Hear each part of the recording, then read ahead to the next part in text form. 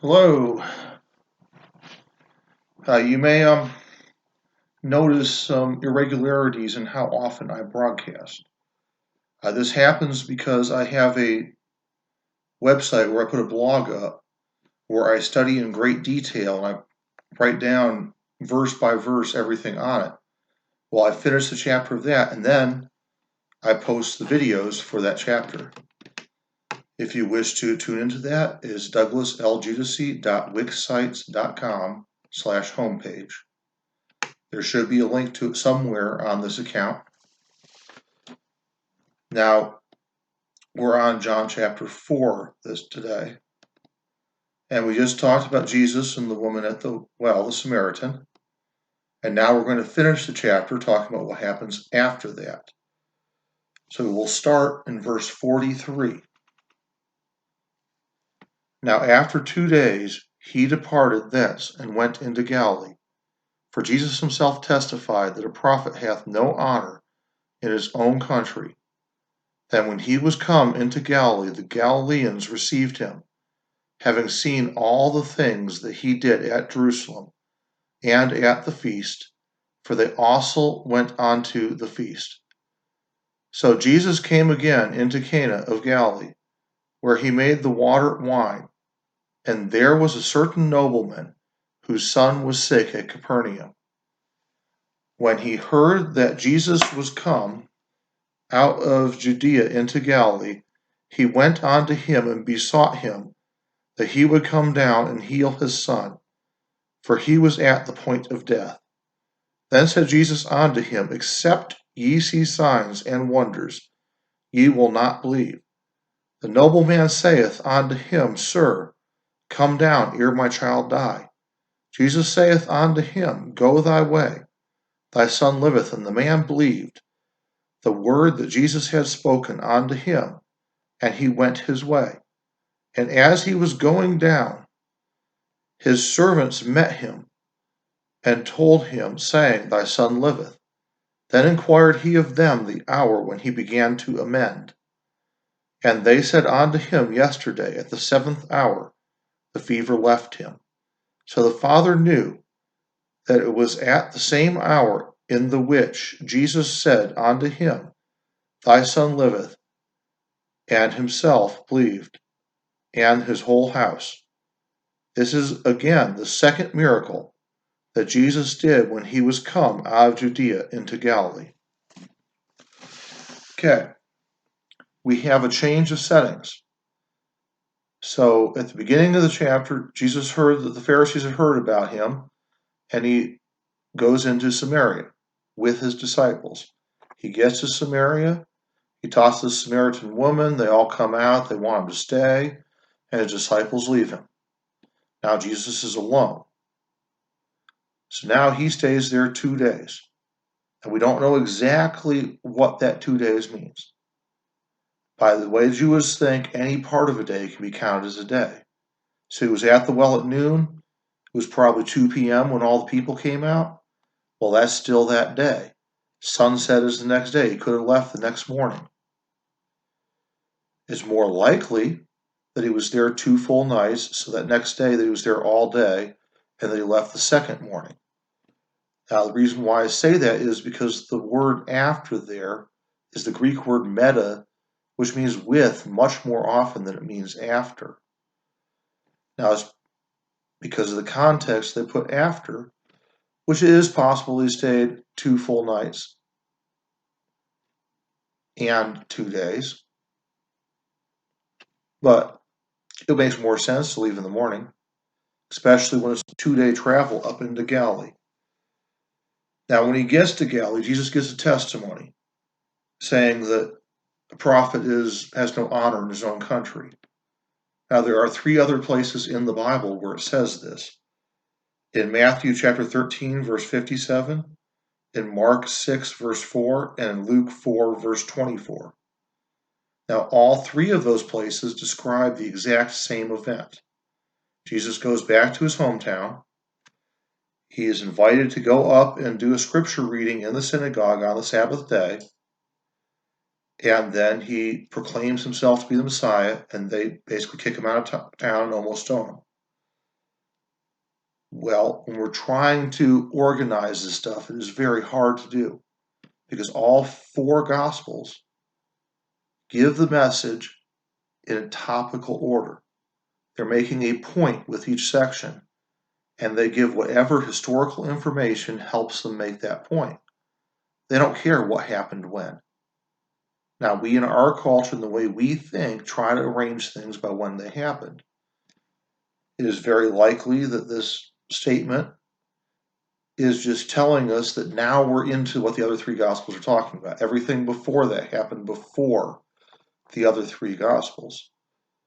John seems to be the most chronological, the most time order of the four. That does not mean it goes straight through. Now, he ends up back in Cana. Okay. So now we have this word received. The Jews received him. Now, this does not mean that they welcomed him. This does not mean that they believed in him. This word receive literally means to take or to receive as a possession. When it's applied to the person here, because they cannot own Jesus as a possession, it's saying that they followed him around. Why did they follow him around? Because they saw signs and wonders in Jerusalem, and they wanted to see more signs and more wonders. They wanted to see a show. It's like going out to see the circus. Okay. Then we get to Cana, and a nobleman comes up. That word nobleman could be translated king, but because we don't have a name, we don't know if he was a king, because any person has governmental authority to rule. So the Romans made him a ruler or gave him authority over people. We don't know how many people, we don't know to what extent. Therefore, he's just a nobleman because he has government authority. Now, this makes it kind of odd because a nobleman has basically unlimited authority over a person that is not a Roman citizen. Most of the people were not Roman citizens because they did not have enough money to buy citizenship. Basically, to be a citizen, you had to be a millionaire or you had to be born the child of a millionaire. Well, Jesus is not a millionaire. He is not a citizen. This nobleman could have walked up and said, crucify him, stone him to death, behead him, put him in jail, anything he wanted to Jesus. But instead, when the nobleman starts talking in verse 47, it says, and he besought him. He begged Jesus. This is not very normal for a person with that much authority that has the right to do whatever he wants to Jesus. Now, when he says, come down, they're at Cana, and his son is in Capernaum, which, as I said before, is northeast of Cana, about a day's journey. Well, why would it be down? Because Cana is up at a higher ground, and Capernaum is right by a sea, which in this case means a lake. Sea means a large body of water. It was a large lake. Okay, come down. Go downhill towards where his son is and heal him. It means to make him better. This is a request like we would give a doctor trying to make a house call. Well, a rich person could get a doctor to make a house call. They used to make house calls all the time. Well, there's nothing here saying that this nobleman believes there's anything special about Jesus. Now, we have to be careful when we get to verse 48. There is a reason why the King James Bible uses all these words that we don't normally use. It's because the Greek and Hebrew is more precise than the English. And they had to add these words to show information that's necessary. When you see you, ye, your, yours, any of that, it is always plural. The nobleman asked Jesus for help. Jesus did not talk to the nobleman. He turned to the crowd that was following him around. They see this nobleman come up. They're ready for a miracle. And what does Jesus say? Except ye, except all of you see signs and wonders, you won't believe. Well, what are the signs? The signs are things that were prophesied in the past that are fulfilled. That is saying that he did things that the Old Testament said that Jesus would do. It said the Messiah would do it, is showing proof that he is the anointed one who will save Israel, and that through saving Israel will bless the entire world. And wonders is what we would call a miracle. Anything that's beyond the ability of a human. Believe. Now, believe is a verb. Now, we do use believe as a verb, but we use it just like as a thought. Hey, man, I believe, I accept it as true. But when we talk about Bible word believe, we're talking about an action. I mean, just take this way. Imagine a tightrope walker. And there was actually one that was a really good tightrope walker that strung a string up or a rope across Niagara Falls from the United States into Canada. And they walked across it several times, doing several stunts. And he got the crowd all riled up. And he says, "Who believes I could walk across this with the wheelbarrow?" And they said, "Yeah," and he did it. They said, "Who believes I could do it with someone sitting in the wheelbarrow?" They all say, "Yeah." Then he says, "Go ahead and get in." Well, they didn't believe because no one got in. It is the action based upon accepting it as true that is belief. Well, he says the only reason you're following me, the belief is the following here, is because you saw signs and wonders. He is not saying they're seeing it now. He's saying they saw it in Jerusalem. Now, he totally ignored the nobleman. That is why in verse 49, the nobleman basically repeats his request, but he's no longer begging. He's almost giving a command now. So now in verse 50, Jesus finally talks to the nobleman.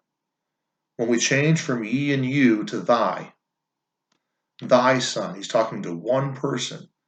Thee, thy, thou, all those are always singular. You need to know this because he changed subjects, he changed who he's talking to. And this way we don't misinterpret it, thinking that Jesus was berating the nobleman. No. Jesus was berating the public that's following him. He's denying them a sign and wonder by, rather than going to this person's house and doing a miracle, he's just going to tell them, now the nobleman believes. We see belief from the people, and they follow Jesus to see a show. Now we see belief from the nobleman. Why the nobleman believed? Because he left.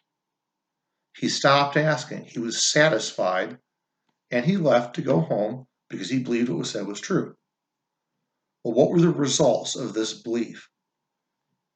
You see, Jesus is pretty clear when he does miracles that it is the belief of others that does the miracle. By coming to Jesus in faith, we can move mountains. Well, when he went away, he showed belief, but then he met his servant. Now, it had obviously been some time. It may have been about bedtime. If it's 7th hour, that's 1 p.m. If he walks for 5 hours, the other person walks the other direction for 5 hours. They very well may have met halfway between. So when he meets the servant, what happens? He seeks confirmation. Servant gives him good news, saying the exact same thing Jesus said. Well, he wants to make sure, and he gets his evidence. It happened exactly when Jesus said he's healed. All of a sudden, the fever was gone. He was better. Now, he did not actually get up and walk. Fever's gone. He's resting. He's going to be okay. He's not dying anymore. Now, this says it's the second miracle. We know this is not the second miracle chronologically because we have the miracle at Cana of Galilee when he made the water wine or grape juice because there's no alcohol in it. And then we have in Jerusalem that he did many miracles and signs and wonders. And now he's doing a second miracle. We're not talking in order. This is the second miracle that the Gospel of John gives us details about. That's what this means, the second miracle.